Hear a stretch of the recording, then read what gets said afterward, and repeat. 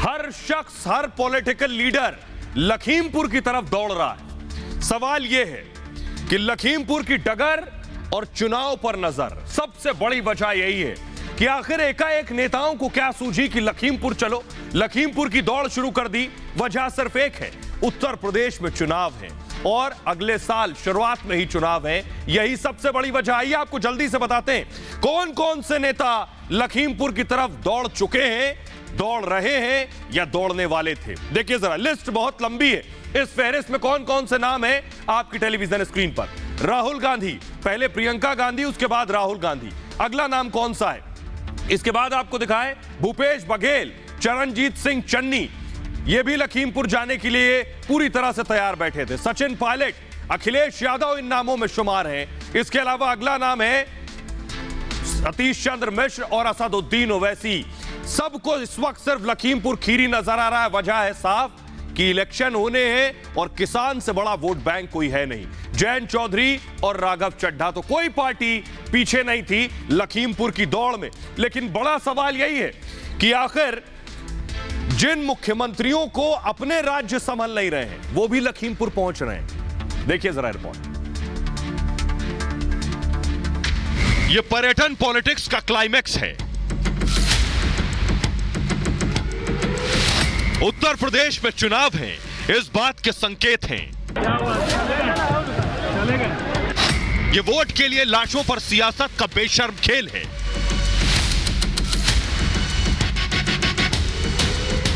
सियासत बेशर्म होती है, यह आपने सुना होगा, लेकिन वोट के लिए गिद्ध पॉलिटिक्स का ऐसा चेहरा शायद ही आपने देखा हो। मैं बैठ जाता हूँ, मेरा क्या जा रहा है सर नहीं भाई, इनसे बातचीत, हम अपनी गाड़ी में जाके सिक्योरिटी वाले से बातचीत हुई सर। कौन से कानून के बेसिस पे, कौन से कानून के बेसिस पे सर वीआईपी हैंडल से सारी गाड़ियां लगाई गई हैं। मुझे नॉर्मल में जाना है, मुझे वीआईपी में जाना ही नहीं है। लखीमपुर खीरी में हिंसा के बहाने पहले प्रियंका ने ड्रामा किया, रॉबर्ट वाड्रा ने भी बयानबाजी की और अब राहुल माइलेज के चक्कर में है। राहुल के साथ छत्तीसगढ़ के सीएम भूपेश बघेल भी हैं, जिनके अपने राज्य में आग लगी हुई है, कवर्धा में कर्फ्यू लगा है।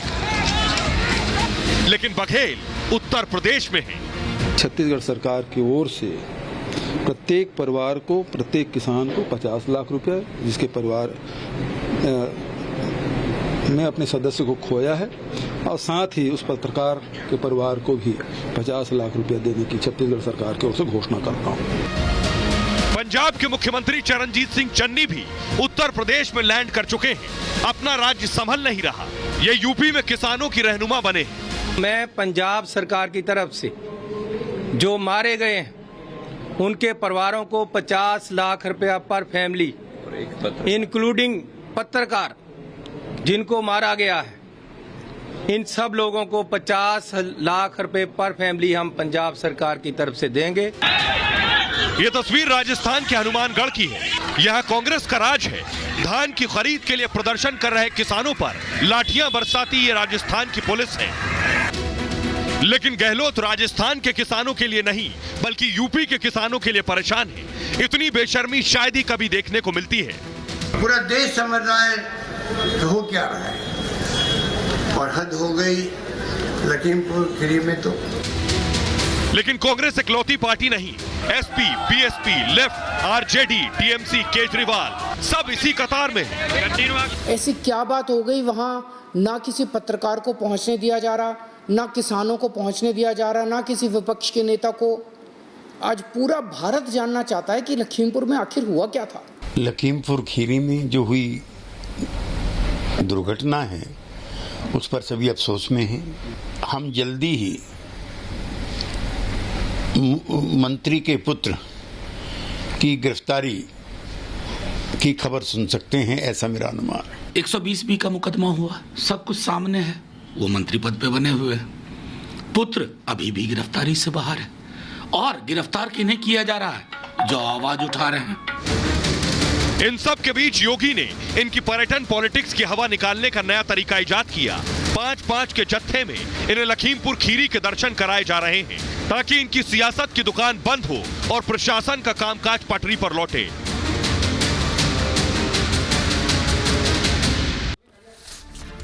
और आइए अब आपको बताते हैं कि कैसे राहुल गांधी आज मीडिया के सामने आए और उन्होंने बीजेपी पर हमला किया और बीजेपी ने राहुल पर पलटवार किया। सुनिए जरा। पोस्टमार्टम ठीक से नहीं किया जा रहा है और सिस्टमैटिकली जो भी कुछ कहे उसको बंद किया जा रहा है। सुना और देखा भी कि राहुल गांधी जी ने पोस्टमार्टम के ऊपर सवाल उठा दिए। आज मैं इस मंच से पूछना चाहता हूं, is mister Rahul Gandhi a medical expert? वो फॉरेंसिक मेडिकल एक्सपर्ट है क्या Rahul Gandhi? Did he conduct the postmortem? उस विषय पर भ्रम फैला देना और कहीं ना कहीं इस विषय पे एक अशांत वातावरण बन जाए, उसके लिए प्रयास करना, यह आज स्पष्ट रूप से राहुल गांधी जी के प्रेस कॉन्फ्रेंस से दिख रहा था। सबसे पहले मैं वहां जाकर बात समझना चाहता हूं, ग्राउंड रियलिटी क्या है, क्योंकि ग्राउंड रियलिटी, सचमुच में ग्राउंड रियलिटी अभी तक किसी को नहीं मालूम। ठीक है, तो सबसे पहले हम वो जाके समझना चाहते हैं, इसलिए हम लखनऊ जा रहे हैं। कहते हैं कि वहां पे मैं इसलिए जाना चाहता हूं कि किसी को कुछ नहीं पता है, ग्राउंड रियलिटी किसी को कुछ नहीं पता, तो मैं उसकी जानकारी लेने जाता हूं। अरे जब आपको जानकारी नहीं, आपको कुछ पता ही नहीं, तो आपकी बहन और आप लोग इतना उछल क्यों रहे हो? और क्यों आप जजमेंट पे जजमेंट रोज पास करने में लगे रहते हो? हम वहां जाके देखना चाहते हैं, समझना चाहते हैं, परिवार को सपोर्ट देना चाहते हैं। सिर्फ यहाँ हमें रोका जा रहा है, बाकी पार्टियों को जाने दे रहे हैं। हमने क्या गलती की है? और जहां तक प्रियंका की बात है, ठीक है, प्रियंका को बंद किया है, मगर ये मामला किसानों का है। तो ये जो मिसेज वाड्रा बैठी हुई हैं, इनको इमरजेंसी भूल गई क्या? इनको 10,000 सिखों को जिंदा भूना जाना भूल गया क्या? इनने भारत और पाकिस्तान का जो बंटवारा कराया, धर्म के नाम पे कराया, ये भी भूल गया क्या? इसलिए कृषि, किसान, लोकतंत्र, संविधान, ये शब्द बोलने का अधिकार ही नहीं है कांग्रेस के लोगों को, पात्रता ही नहीं, बाकी कोई भी बोल सकता है।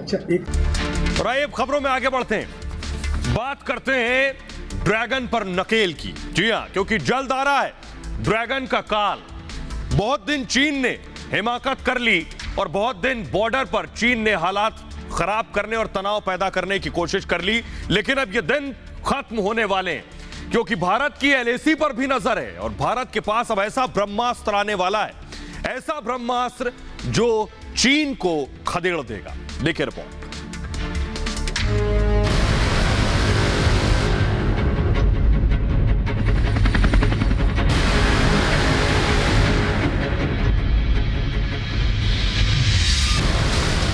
चालबाज चीन अपनी साजिशों से बाज नहीं आ रहा।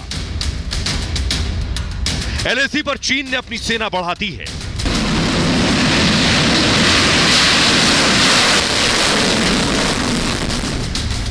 चीन इस इलाके में 3 एयरबेस पर एयरक्राफ्ट शेल्टर्स बना रहा है, जिससे अपने जंगी जहाजों की तैनाती भारत चीन सीमा पर कर पाए। लेकिन भारत भी जिनपिंग को जवाब देने के लिए तैयार है।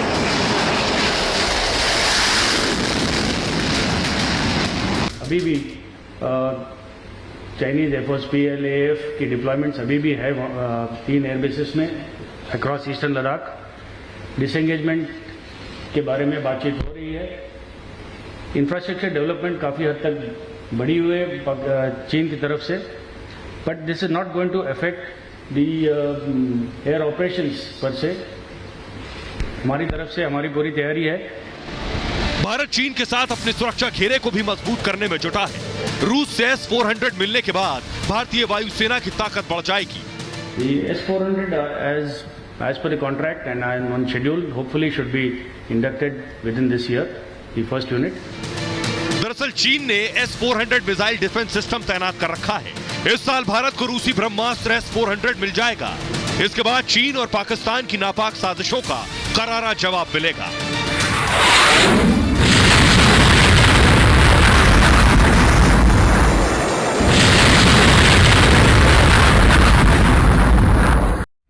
और आइए आपको जल्दी से दिखाते हैं ये S-400 है क्या, इससे क्या होगा ये आपको बताएंगे, लेकिन पहले जरा एक नजर देख लीजिए। ये खड़ा है S-400, एक ये आपको नजर आ रहा है S-400, ये देखिए जरा, ये है S-400 missile defence system. Bharat के पास जल्द ही ये रूसी S-400 मिसाइल डिफेंस सिस्टम आने वाला है। उसके बाद भारत इसे बॉर्डर पर तैनात करेगा। और इसकी खासियत मैं आपको बताऊं, इसकी खासियत यह है कि अगर यह तैनात रहेगा तो दूसरी तरफ से अगर कोई मिसाइल आएगी तो ये S-400 मिसाइल डिफेंस सिस्टम खुद जाकर उस मिसाइल, उस रॉकेट को मार गिराएगा। यह है इसकी ताकत। ये हवाई जहाज, लड़ाकू विमान अगर आसमान में है दुश्मन का, उसे भी मार गिराएगा। देखिए जरा S-400 से होगा क्या। S-400 डिफेंस मिसाइल सिस्टम है और ये इससे ड्रैगन भागेगा। सबसे बड़ी बात यह है, यानी ड्रैगन के लिए टेंशन की बात है, रूस का एडवांस लॉन्ग रेंज ये डिफेंस सिस्टम है और दुश्मन के एयरक्राफ्ट को, यानी लड़ाकू विमान अगर आ रहा है तो उसे यह जमीन से मार गिराएगा आसमान में। इसके अलावा आपको बताएं, दुश्मन की क्रूज मिसाइल को भी यह ढेर कर देगा। साथ ही साथ बैलिस्टिक मिसाइलों को मार गिराने में सक्षम है जो जमीन से आसमान के लिए मार करती हैं। रूस के S-300 का एक अपग्रेडेड वर्जन है।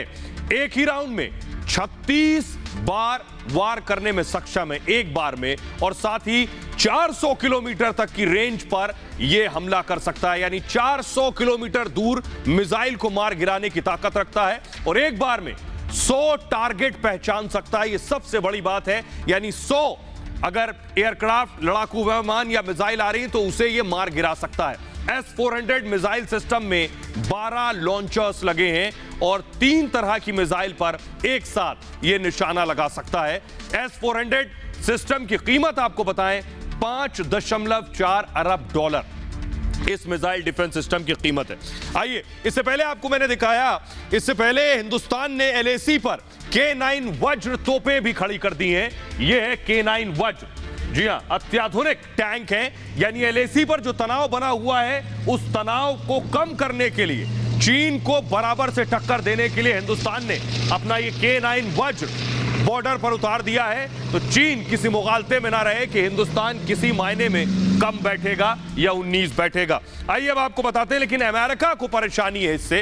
अमेरिका क्यों परेशान है कि भारत को S-400 मिल रहा है? दरअसल चीन की LAC पर साजिशों पर भारत लगातार ब्रेक लगा रहा है। चीन की हर चाल का करारा जवाब दिया जा रहा है। कई बार झड़प और हिंसा के बाद भी चीन सुधरने का नाम नहीं ले रहा।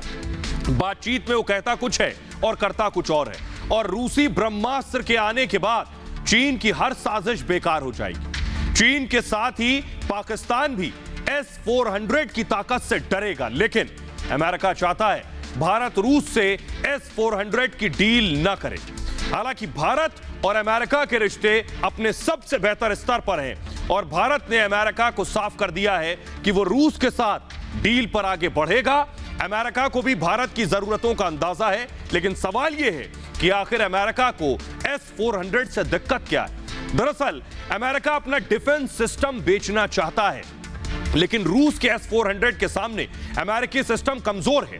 अमेरिका ने तुर्की के S-400 डील पर प्रतिबंध लगा दी थी, लेकिन भारत ने साफ कर दिया कि रूस के साथ डील पर वो आगे बढ़ेगा। दरअसल LAC पर चीन अपने इलाके में लगातार निर्माण कार्य कर रहा है, इंफ्रास्ट्रक्चर पर काम कर रहा है, और वहीं रूस ने साफ कहा है कि तय समय पर भारत को S-400 सप्लाई किया जाएगा। साथ ही रूस का कहना यह भी है कि भारत पर अमेरिकी बैन का खतरा नहीं है।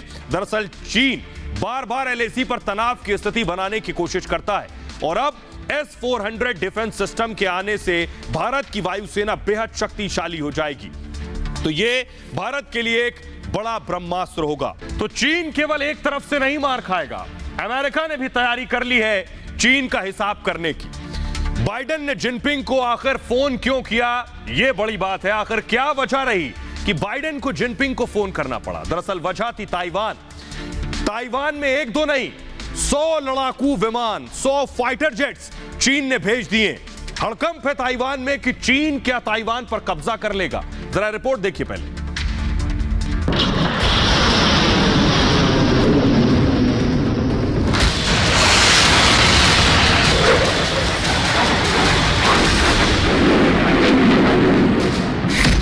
दुनिया पर कब्जे का ख्वाब देख रहे जिनपिंग अब ताइवान पर भी कब्जा करना चाहते हैं।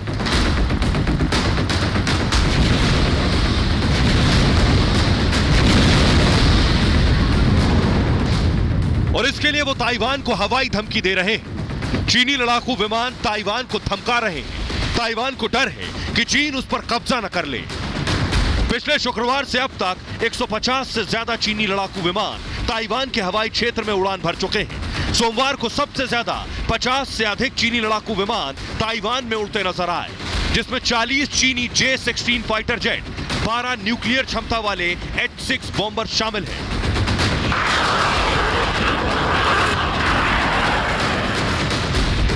उधर चीन के विरोध में अमेरिका और ब्रिटेन भी ताइवान के साथ आ गए हैं और साउथ चाइना सी में एयरक्राफ्ट कैरियर तैनात कर दिए हैं, जो चीन से युद्ध के लिए पूरी तरह तैयार हैं। अगर चीन ने फिर कोई गुस्ताखी की तो इस बार तगड़ा जवाब मिलेगा। वहीं ताइवान के राष्ट्रपति त्साई इंग-वेन ने चीन को खुले तौर पर चुनौती दे दी है। अगर ताइवान चीन के हाथों में चला गया तो इसका एशियाई प्रशांत क्षेत्र में विनाशकारी प्रभाव होगा। ताइवान अपनी रक्षा के लिए जो कर सकता है वो आखिरी दम तक करेगा। और यही वजह है कि बाइडेन ने फोन उठाया और जिनपिंग को फोन लगाया। आइए आपको बताते हैं कि अमेरिका ने चीन से फोन पर क्या कहा, यानी बाइडेन ने क्या कुछ कहा जिनपिंग से।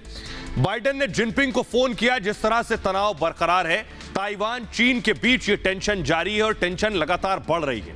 ताइवान समझौते की याद बाइडेन ने जिनपिंग को दिलाई।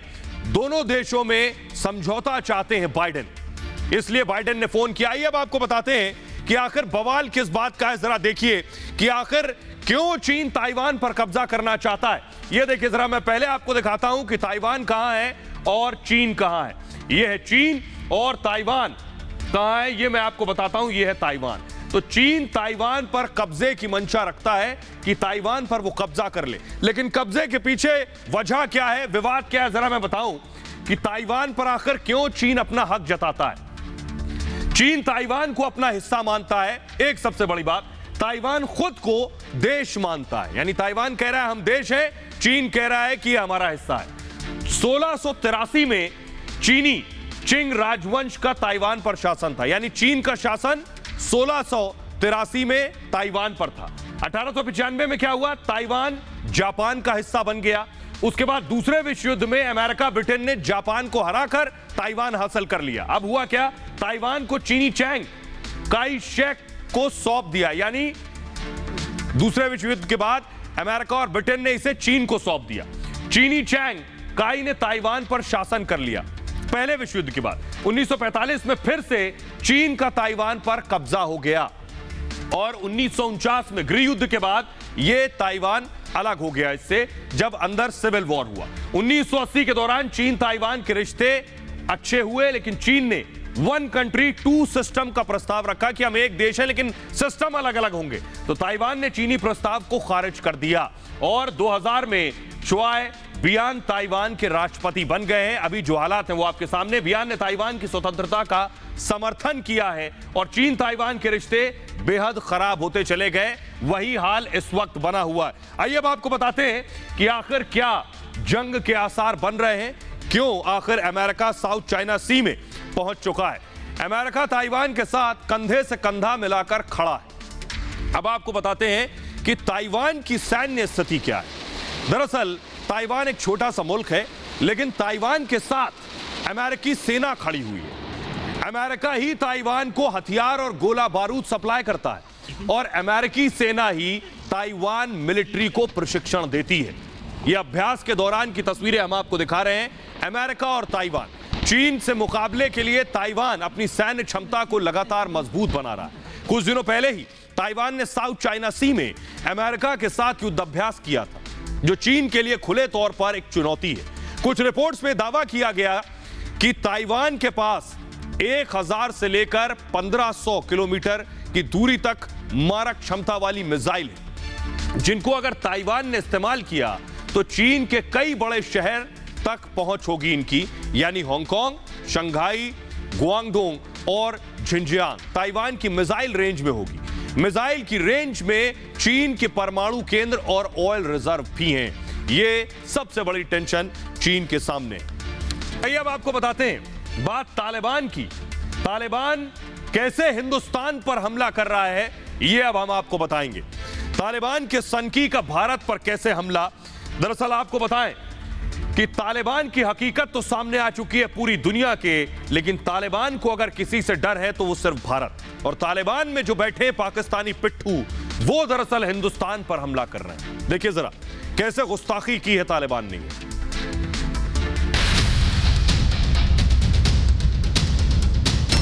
तालिबान के सनकी का सोमनाथ पर हमला। भारत के दुश्मन की कब्र पर तालिबानी मंत्री। अनस हक्कानी ने किया भारत का अपमान। तालिबान के चेहरे से नकाब उतर चुका है। हिंदुस्तान और हिंदुओं से तालिबान की नफरत खुलकर सामने आ चुकी है। यह है तालिबान सरकार में मंत्री अनस हक्कानी, जो भारत के सबसे बड़े दुश्मन महमूद गजनवी की कब्र पर फातिहा पढ़ने पहुंचा है। लगभग 1000 साल पहले गजनवी ने भारत के सोमनाथ मंदिर पर हमला किया था। तालिबानी मंत्री उस गजनवी की कब्र पर खड़ा होकर सोमनाथ पर हमले को सही ठहरा रहा था। और आइए अब आपको बताने जा रहे हैं हम कि आखिर अनस हक्कानी ने क्या कहा और उस पर भारत ने क्या जवाब दिया है। देखिए जरा, अनस हक्कानी ने दरअसल गजनवी की कब्र से निकलने के बाद यह ट्वीट किया, आज मैं सुल्तान महमूद गजनवी की दरगाह पर गया, जो एक मुस्लिम योद्धा थे, 10वीं सदी के मुजाहिद थे। महमूद गजनवी ने एक मजबूत मुस्लिम शासन स्थापित किया, सोमनाथ की मूर्ति को तोड़ा था।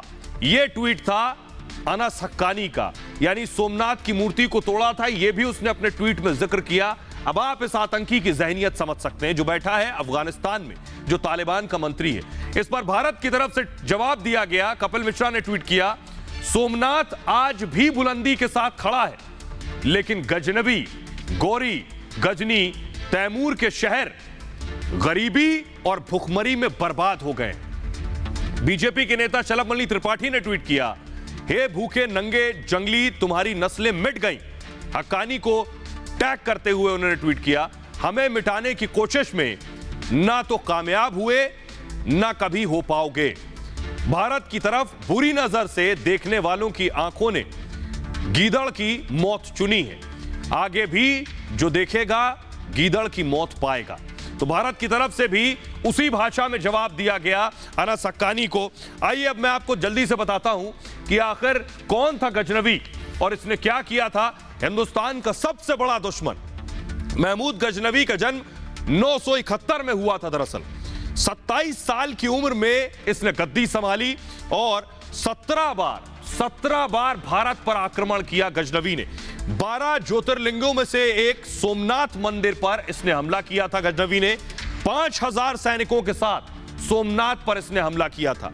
साल 1026 में सोमनाथ मंदिर को नष्ट कर दिया था इसने।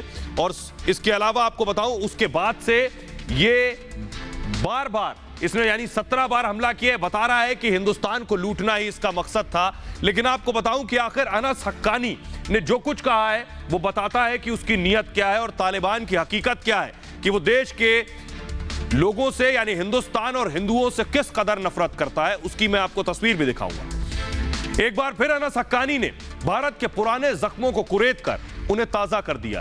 अनस हक्कानी ने जानबूझकर गजनी की कब्र पर पहुंचकर भारत को ललकारने की जुर्रत की, लेकिन वो ये भूल गया कि सोमनाथ मंदिर तो बहुत दूर की बात है।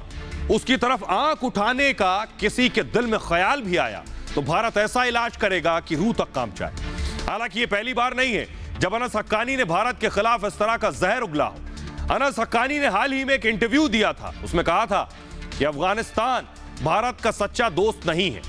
उसने भारत सरकार के साथ ही भारतीय मीडिया की भी आलोचना की थी। अनस हक्कानी ने कहा था कि भारत को अफगानिस्तान की तरफ अपनी नीति में बदलाव करने की जरूरत है। अनस हक्कानी ने कहा था कि दुर्भाग्य से भारत का रवैया पक्षपात वाला है। भारत ने पिछले 20 साल से युद्ध की आग को हवा दिया।